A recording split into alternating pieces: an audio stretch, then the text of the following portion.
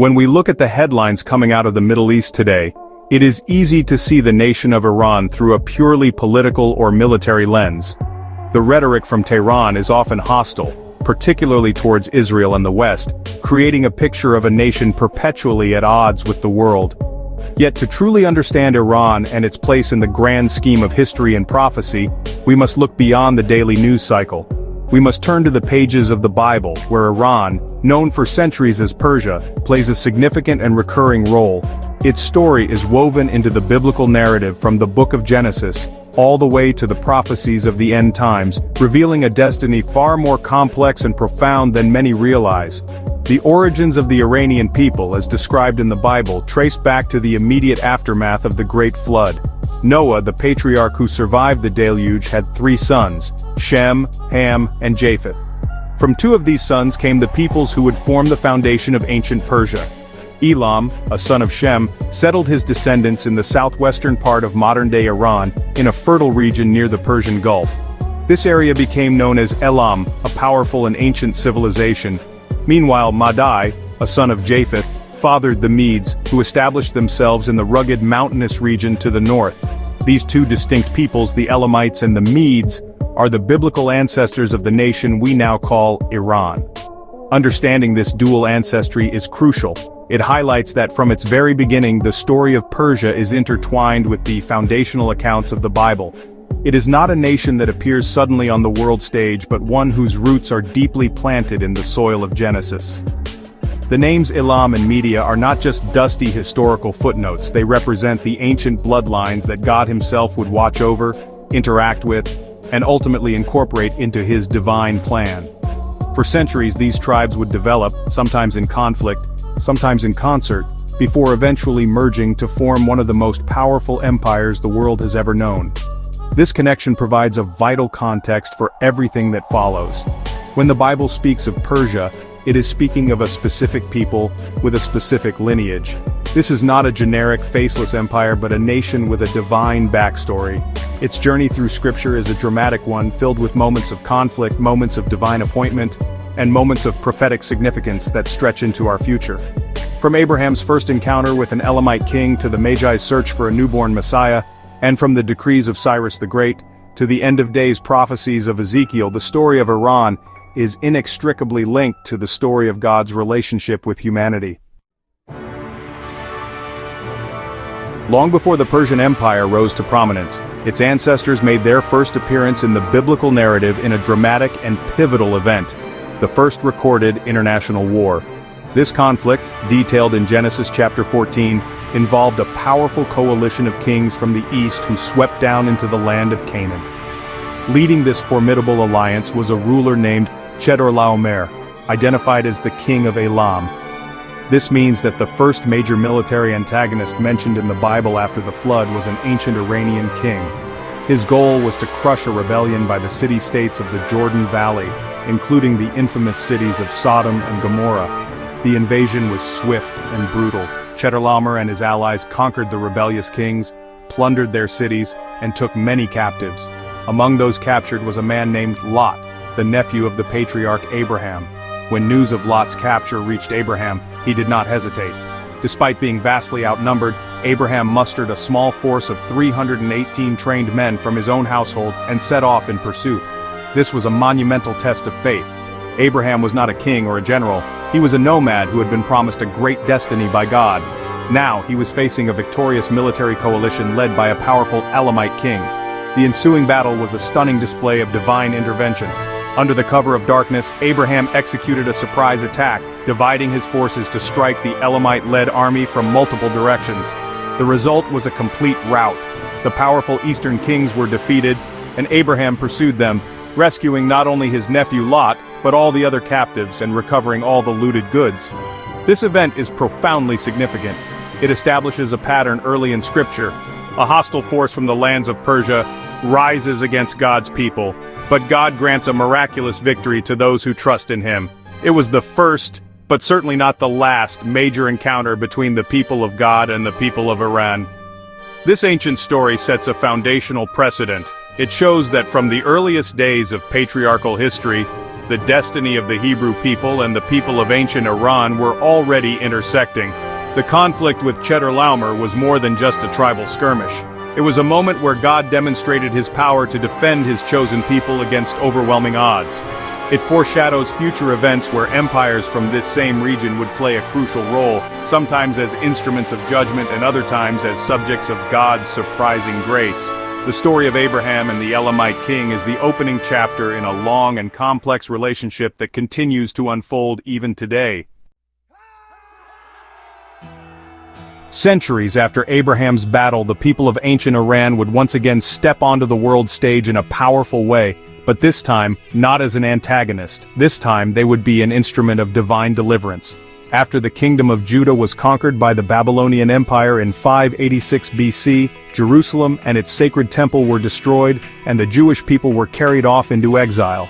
It was one of the darkest moments in Israel's history, yet, even in the depths of their despair, God had already prepared a way for their restoration through a prophecy that is one of the most specific and stunning in the entire Bible.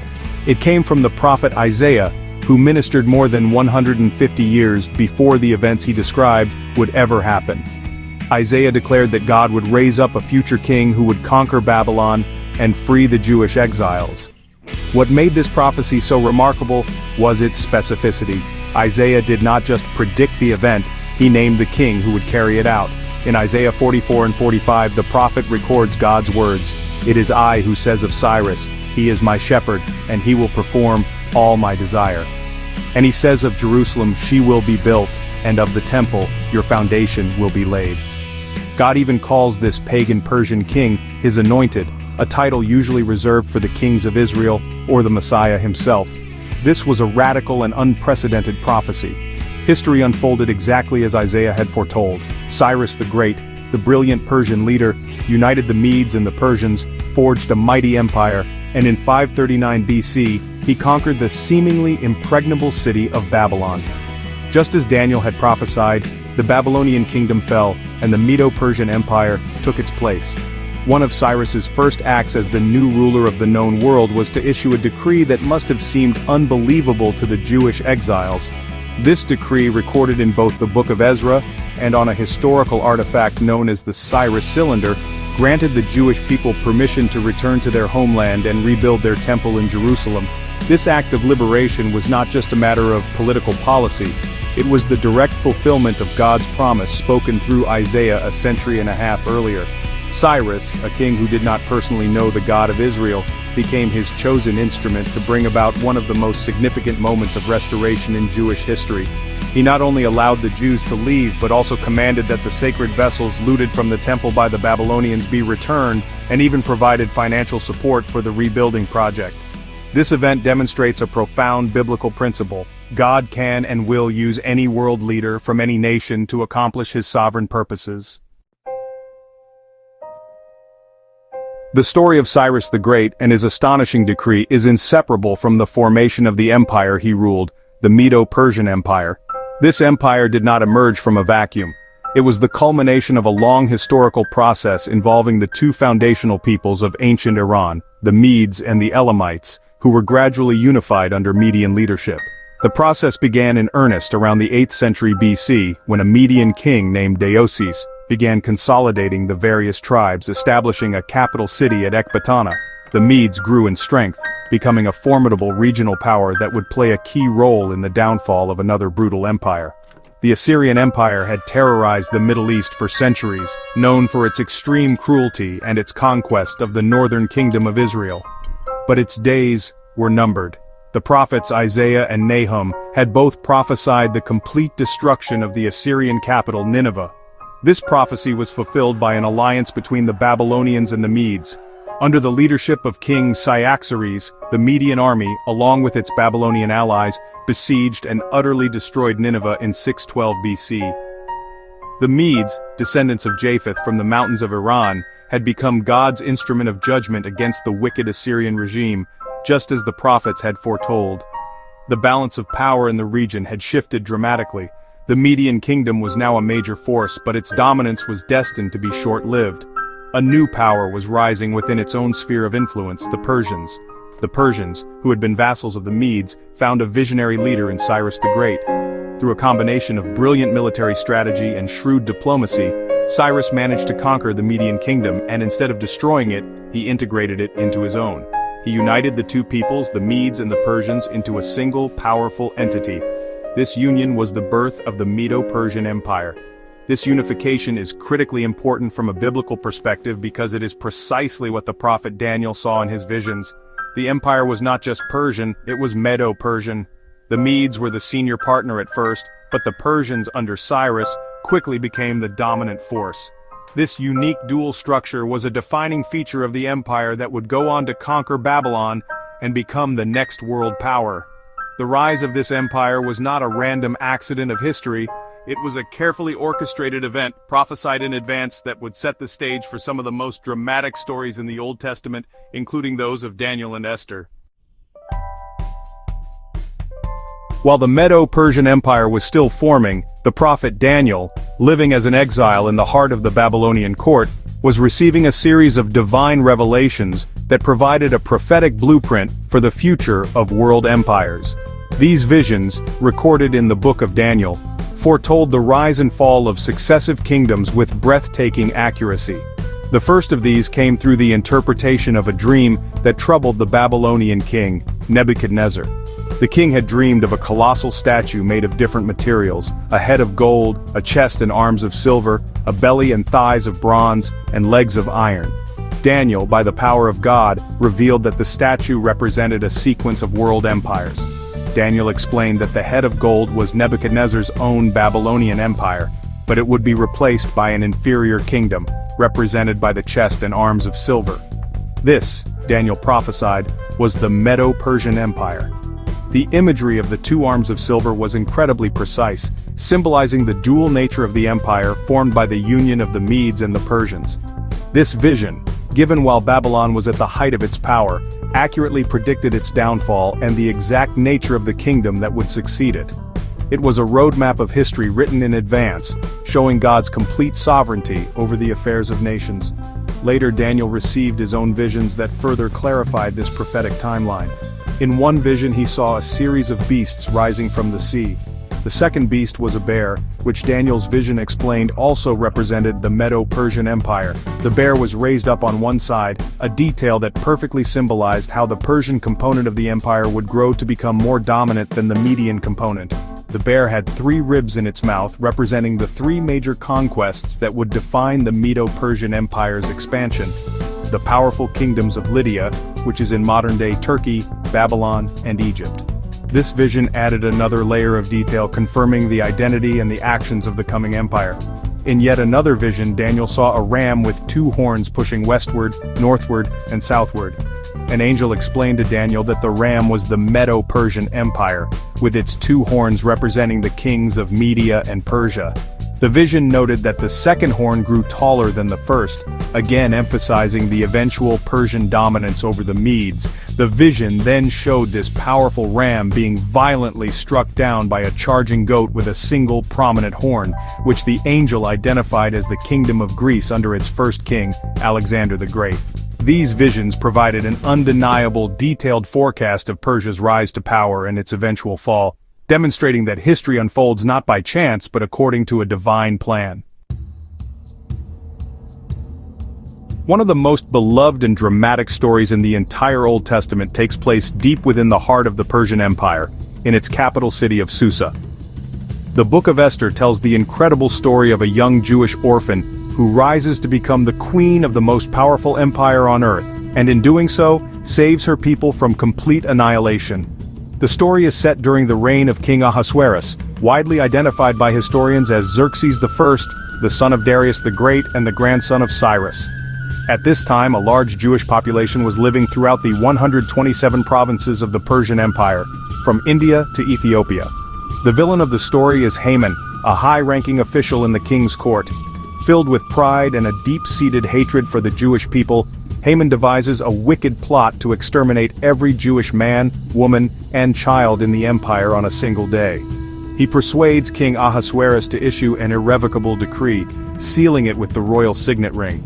The date for the genocide is set by the casting of lots or pur, and a wave of terror and mourning sweeps through the Jewish communities. It really seemed that nothing could stop the impending Holocaust.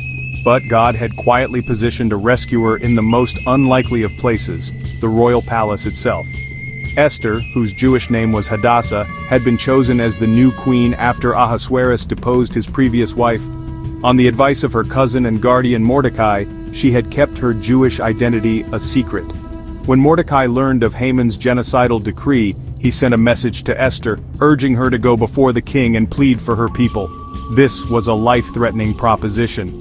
According to Persian law, anyone who approached the king uninvited could be put to death instantly, unless the king extended his golden scepter. Esther's famous reply echoes through the ages, "I will go to the king, which is against the law, and if I perish, I perish." After calling on her people to fast and pray for 3 days, Esther risked her life, approached the king, and found favor in his sight. Through a series of carefully orchestrated banquets, she masterfully exposed Haman's evil plot, revealing to the king that she herself was Jewish and was a target of Haman's decree. Enraged, the king ordered Haman to be hanged on the very gallows he had built for Mordecai.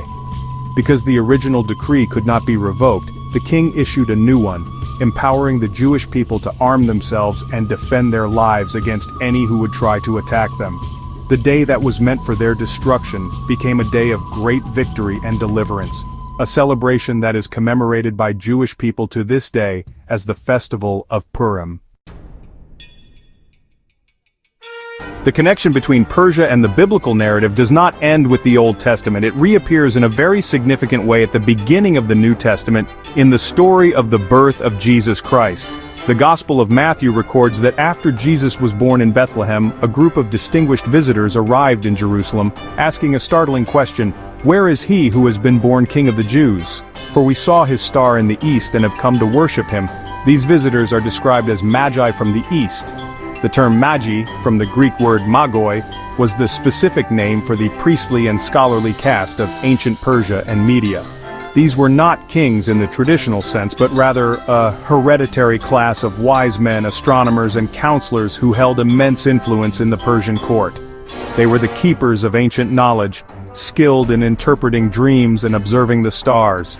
Their origins trace back to the Median tribes, and they became the religious leaders of the Zoroastrian faith that dominated Persia for centuries.